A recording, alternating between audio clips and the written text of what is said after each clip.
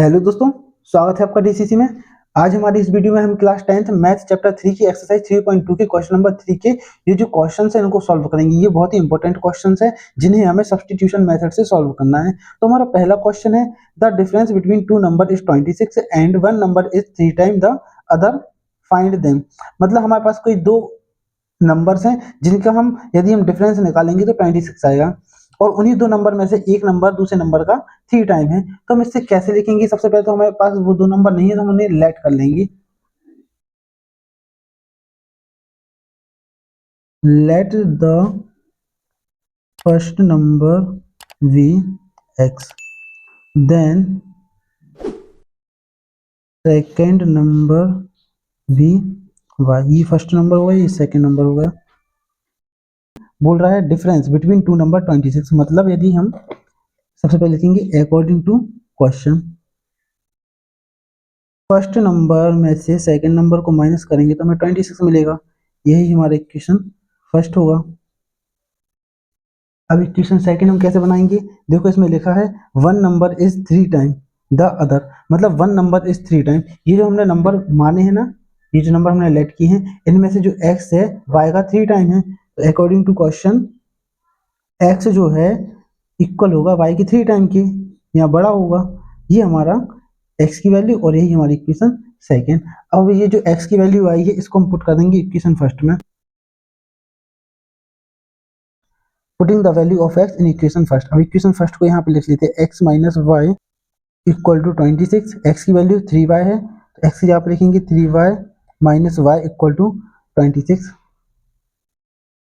अब 3y में से y को माइनस किया तो 2y इक्वल टू 26।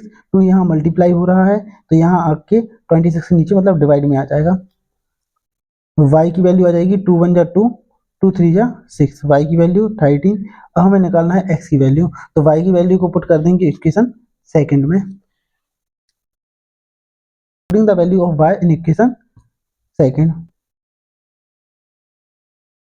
रख लेते हैं x equal to 3y, x equal to 3y की वैल्यू 13 है तो y की जगह पे 13 ब्रैकेट में लिखेंगे।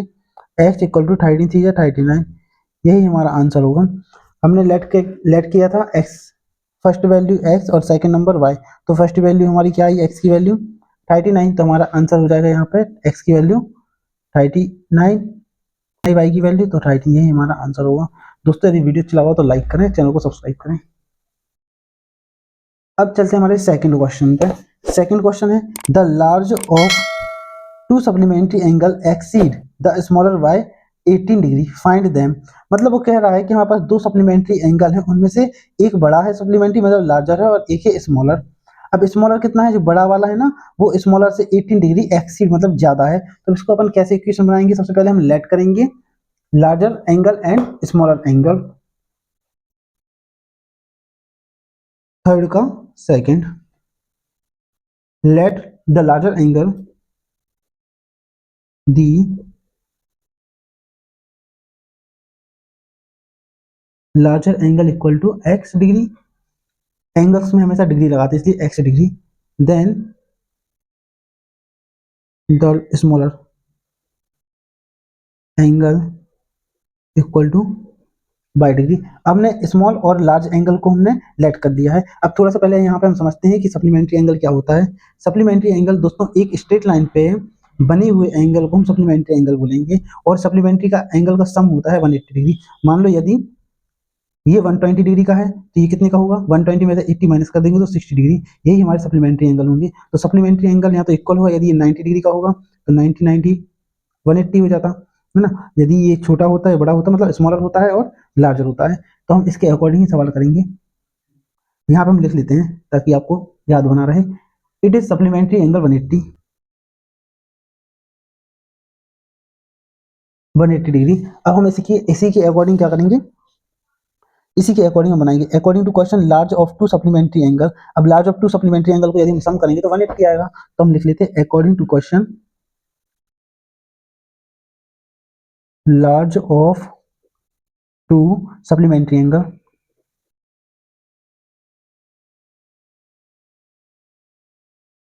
लार्ज ऑफ टू सप्लीमेंट्री मतलब यदि हम यहाँ देखिए, यदि हम इस एंगल को और इस एंगल को प्लस करेंगे तो 180 मिलेगा।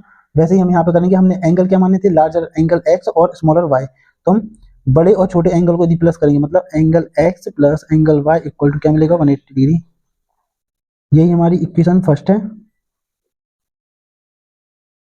इक्वेशन सेकंड क्या बोल रहा है, exceed the smaller y 18 degree, मतलब जो लार्जर एंगल है वो छोटे एंगल का कितना है, स्मॉलर एंगल का 18 डिग्री ज्यादा है। तो हम इसको लिख लेंगे according to question second condition. बोल रहा है लार्जर जो एंगल है वो एक्सीड है स्मॉलर एंगल से 18 डिग्री। ये हमारा इक्वेशन सेकंड हो, एक्स की वैल्यू हो गई। अब हम कर लेंगे सब्स्टिट्यूशन मेथड से, जैसे करते हुए आए हैं सवाल। एक्स की वैल्यू पुट कर देंगे इक्वेशन वन में, तो लिख देंगे putting the value of x in equation first. अब इक्वेशन फर्स्ट को लिख लो, x plus y equal to 180 degree. X की वैल्यू क्या है, वाई प्लस 18, तो यहाँ एक्स की वैल्यू लिख लेंगे हम वाई प्लस 18 प्लस ये वाला वाई इक्वल टू 180 डिग्री। अब वाई और वाई को प्लस करेंगे तो क्या हो जाएगा, 2y इक्वल टू 180 डिग्री। ये प्लस का यहाँ पे माइनस का 18 हो जाएगा। अब 2y में से यदि हम 180 माइनस कर देंगे तो हमारे पास आएगा 162। अब 2 से यदि हम इसको डिवाइड कर देंगे, क्योंकि y यहाँ पे 2 यहाँ पे मल्टीप्लाई हो रहा है, यहाँ के डिवाइड हो जाएगा, तो मैंने डायरेक्ट काट दिया, तो y की वैल्यू हमारे पास आ जाएगी 2 8 16, 2 1 2, y की वैल्यू 81।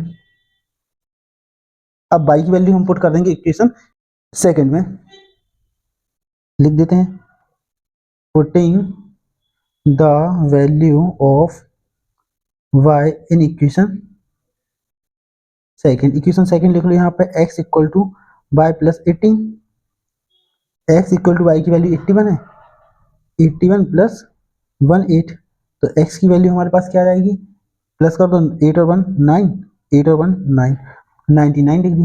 यही तो हमारा आंसर है। अब सप्लीमेंट्री एंगल की बोला था उसने, तो देखना सप्लीमेंट्री एंगल हमने क्या निकाला था, एक 81 निकाला था और एक 99 निकाला था। यदि हम इसको प्लस करेंगे 9 और 1 10 का 0 कैरी 1, 9 और 10 10 और 8 18, आ गया ना सप्लीमेंट्री का 80 डिग्री। मतलब लार्जर एंगल कौन सा है हमारा, लार्जर एंगल हमने क्या माना था एक्स, तो एक्स की वैल्यू कितनी आई 99, और स्मॉलर एंगल वाई, वाई की वैल्यू कितनी आई थी 81, तो वाई की वैल्यू 81। तो यही तो हमारा आंसर हुआ। अगर आपको क्वेश्चन समझ में आया हो, वीडियो अच्छा लगा हो तो प्लीज़ लाइक करें।